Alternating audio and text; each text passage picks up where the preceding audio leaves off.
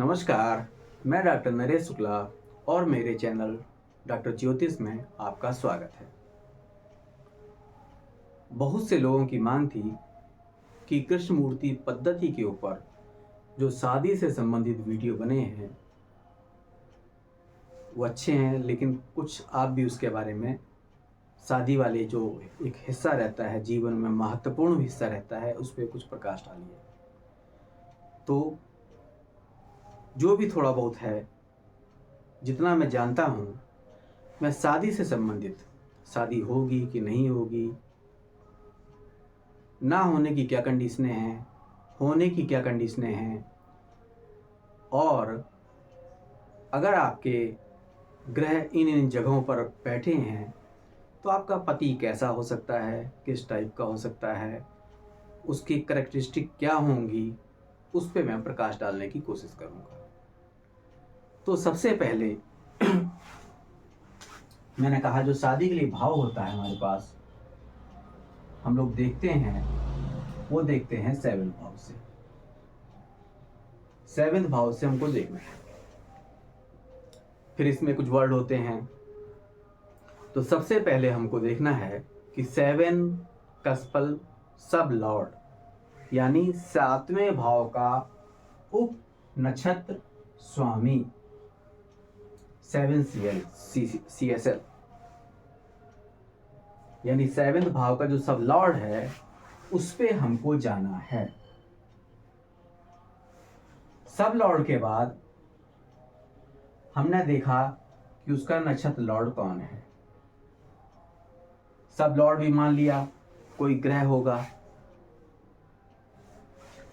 7 CSL, 7 का जो सब लॉर्ड है वो कोई ग्रह है, मान लिया ये चंद्रमा है।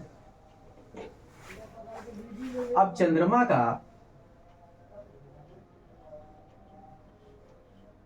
जो नक्षत्र है वो देखना है क्या है। मान लिया वो मंगल है, यानी हमको सारा का सारा फोकस चंद्रमा और मंगल पे, इनको साइड में लिख लीजिए, चंद्रमा और मंगल पे करना है। ठीक है।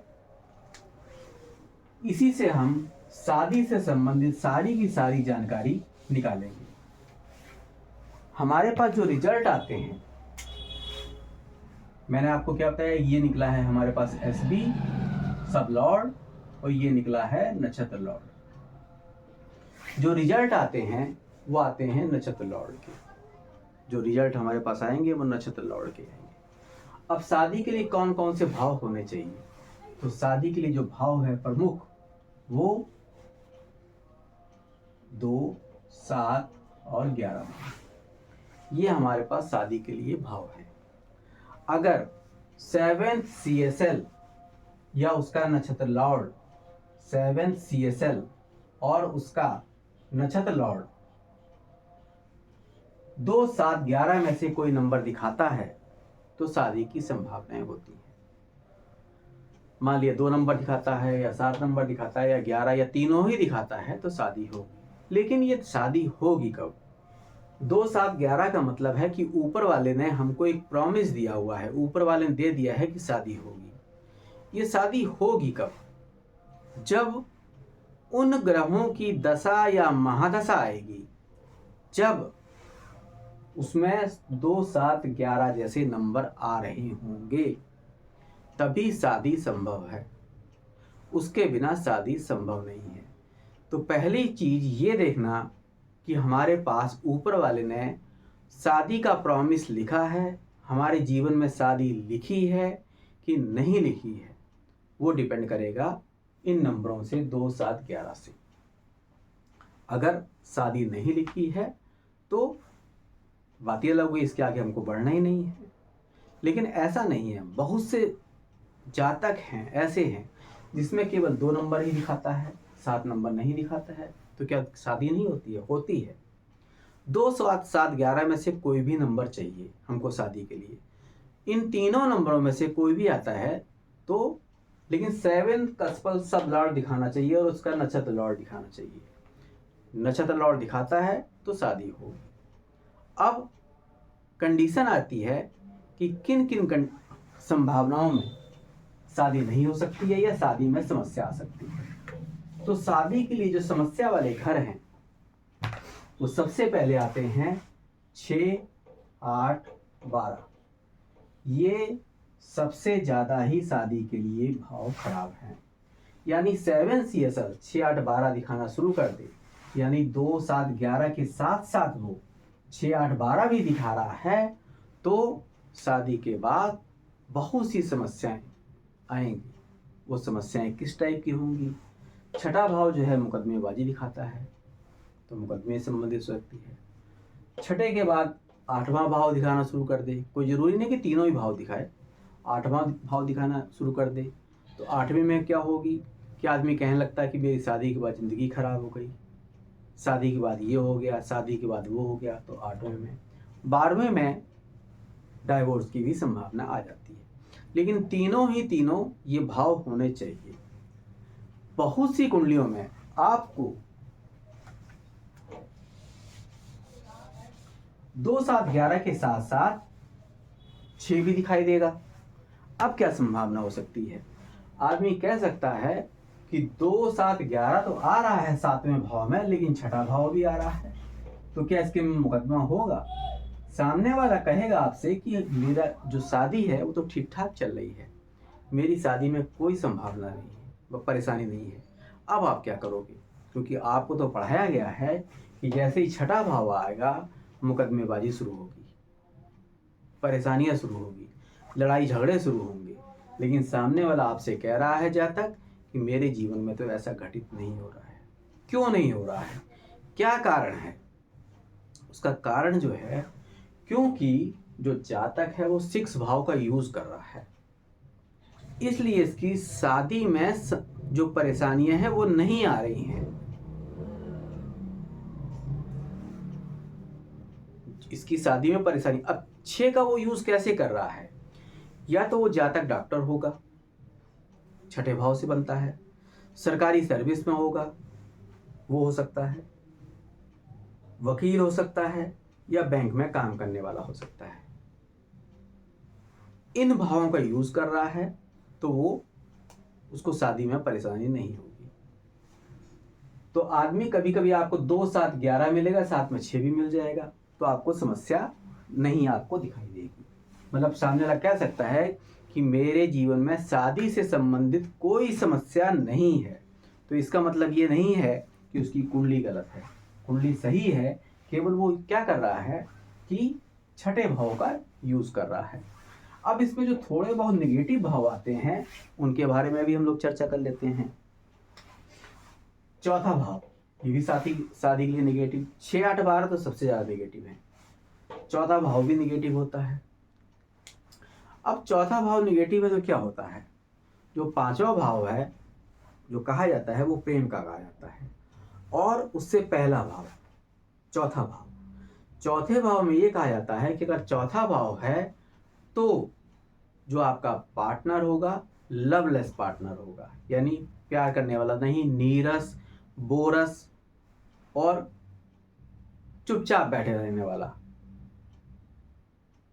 उसका जीवन नीरस जैसा होगा, लव जैसी उसमें कोई चीज नहीं होगी, चौथे भाव में आ जाता है। अब अगर 10वां भाव आ जाए, ये भी शादी के लिए थोड़ा सा निगेटिव है। अब इसमें क्या आ जाएगा? अगर 10वां भाव 2, 7, 11 के साथ दिखाना शुरू कर दे तो आपका जो जातक है, जो सामने वाला है, वो अथॉरिटेटिव पर्सन होगा, अथॉरिटी जमाएगा आपके ऊपर। तो शादी के लिए ये बहुत ही निगेटिव पॉइंट है। ऑफिस में तो जो अथॉरिटी है वो चल जाती है, बॉसीनेस चल जाता है, लेकिन घर में नहीं चल सकता। तो 11वां भाव भी निगेटिव है। साथ में अगर पहला भाव आता है वो भी निगेटिव है। इसमें क्या होता है? आदमी सेल्फ सेंटर्ड होता है, आदमी कहता है मुझको अपने से मतलब है, मुझको दुनियादारी से मतलब नहीं है, पत्नी से मतलब नहीं, बीमार है बीमार रहने दो, मुझसे चाचा से कोई रिश्ता नहीं, ताऊ से कोई रिश्ता नहीं। तो ये भाव भी शादी के लिए ये उतने निगेटिव नहीं है जितने 6, 8, 12 हैं। और जो 4 है, 10 है, 1 है, ये थोड़े कम निगेटिव है, उतने निगेटिव नहीं है। लेकिन अगर आदमी इनका भी यूज करता है अपने जीवन में, अब 10वें भाव का यूज कैसे करेगा? अगर जो उसका पार्टनर है अगर उसी टाइप की, उसी सर्विस में हो, मान लिया एक आईएएस है, दूसरा भी पीसीएस या आईएएस है, तो अब अथॉरिटी एक दूसरे पे नहीं चल सकती है, तो इनका जीवन बड़ी सरलता से चलता है। उनमें आप जरूर देखेंगे कि 10वां भाव जरूर आ रहा है, 2, 7, 11 के साथ 10वां भी आ रहा है, तो उसमें आप देखेंगे कि जीवन सही से चल रहा है, क्योंकि अब अथॉरिटी किस पे करेंगे? वो सामने वाला भी आईएएस है, दूसरा भी आईएएस है, एक भी पीसीएस है, दूसरा पीसीएस है, एक भी अधिकारी है, दूसरा भी अधिकारी है। तो इसमें जब दोनों ही सेम पोस्ट पे होते हैं तो 10वां भाव फिर नॉर्मल काम करना शुरू कर देता है। तो इस तरह से शादी के भाव के बारे में हम चर्चा कर सकते हैं। जो उसके निगेटिव भाव हैं वो, अब जैसे 5वां भाव आ जाता है कभी कभी 2, 7, 5, तो आदमी डायरेक्ट कह देता है कि आपकी लव मैरिज होगी। ऐसा नहीं है। ऐसा होता है कभी कभी कि आपको जो पार्टनर मिलता है वो आपसे बहुत प्रेम करता हो। कोई ज़रूरी इसका एकदम आप ऐसे देख के तुरंत ना बोल दीजिए कि आपकी जो शादी है वो लव मैरिज होगी, क्योंकि 5वां भाव लव का है, प्रेम का है। ये भी हो सकता है कि आपका जो पार्टनर है वो आपको बहुत ज़्यादा प्रेम करे, शादी के बाद आपसे बहुत लगाव रखे, आपकी बहुत केयर करे। तो जो शादी के लिए है वो 5वां भाव भी बहुत अच्छा है। अब शादी के लिए ये 2, 7, 11 भाव तो आ गए। अच्छे भाव इसमें कौन कौन से होते हैं? 3रा भाव, 5वां भाव, 9वां भाव, ये अगर ये जुड़ जाएं इन 2, 7, 11 के साथ, तो इससे अच्छा पार्टनर आपको कहीं नहीं मिलेगा। इससे अच्छा पार्टनर आपको कहीं नहीं मिल सकता। मैं तीनों ही भाव की व्याख्या करने जा रहा हूं। 2, 7, 11 में से मान लिया कुछ भी हो सकता है, 11 ना भी हो तब भी चल जाएगा, या 2 ना भी हो, 7 होना चाहिए, या तीनों में से कोई होना चाहिए।